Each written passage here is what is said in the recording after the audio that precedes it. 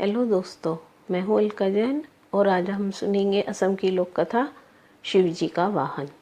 यह उस समय की बात है जब भगवान शिव के पास कोई वाहन न था।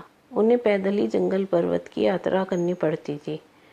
एक दिन माँ पार्वती उनसे बोली, आप तो संसार के स्वामी हैं, क्या आपको पैदल यात्रा करना शोभा देता है?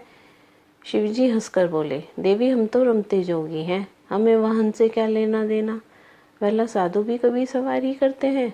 पार्वती की आंखों में आंसू आ गए। उन्होंने कहा, जब आप शरीर पर भस्म लगाकर पैरों की जटा बनाकर नंगे पांव कांटों भरे पथ पर चलते हैं तो मुझे बहुत दुख होता है। शिवजी ने उन्हें बार बार समझाया, परंतु वह जिद पर अड़ी रही। बिना किसी सुविधा के जंगल में रहना पार्वती को स्वीकार था, परंतु वह शिवजी के लिए सवारी चाहती थी। अब भोले भंडारी चिंतित हुए, भला वाहन किसे बनाए। उन्होंने देवताओं को बुलावा भेजा। नारद मुनि ने सभी देवों तक उनका संदेश पहुंचाया। सभी देवता घबरा गए, कहीं हमारे वाहन न ले लें। सभी कोई न कोई बहाना बनाकर अपने अपने महलों में बैठे रहे। पार्वती उदास थी। शिवजी ने देखा कि कोई देवता नहीं पहुंचा।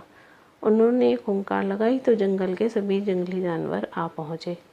शिवजी ने उनसे कहा, तुम्हारी माँ पार्वती चाहती है कि मेरे पास कोई वाहन होना चाहिए। बोलो, कौन बनेगा मेरा वाहन? सभी जानवर खुशी से झूम उठे। छोटा सा खरगोश फुदक कर आगे बढ़ा, भगवान आप मुझे अपना वाहन बना लें, मैं बहुत मुलायम हूँ। सभी गरज खिलखिलाकर हंस पड़े।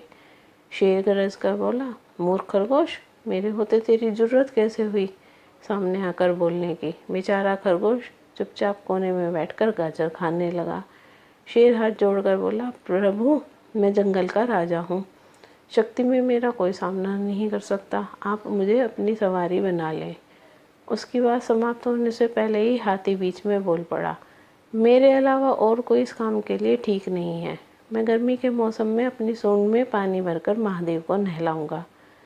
जंगली सुअर कौन सा कम था, अपनी थूथन हिलाते हुए कहने लगा, शिवजी मुझे अपनी सवारी बना लो, मैं साफ सुथरा रहने की कोशिश करूँगा। कहकर वह अपने शरीर की कीचड़ चाटने लगा। कस्तूरीरन ने नाक पर हाथ रखा और बोला, छी कितनी गंदी बदबू आ रही है, चल भाग यहाँ से। मेरी पीठ पर शिवजी सवारी करेंगे।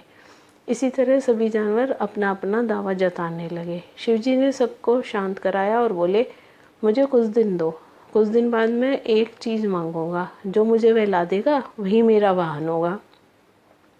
नंदी बैल भी वहीं खड़ा था। उस दिन के बाद से वह छिप छिप कर शिव पार्वती की बातें सुनने लगा। घंटों भूख प्यास की परवाह किए बिना वह छिपा रहता। एक दिन उसे पता चल गया कि शिवजी बरसात के मौसम में सूखी लकड़ियां मांगेंगे।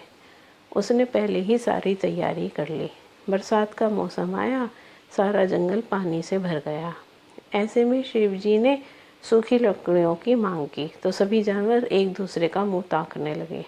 बैल गया और बहुत सी लकड़ियों के गट्ठर ले आया। भगवान शिव बहुत प्रसन्न हुए।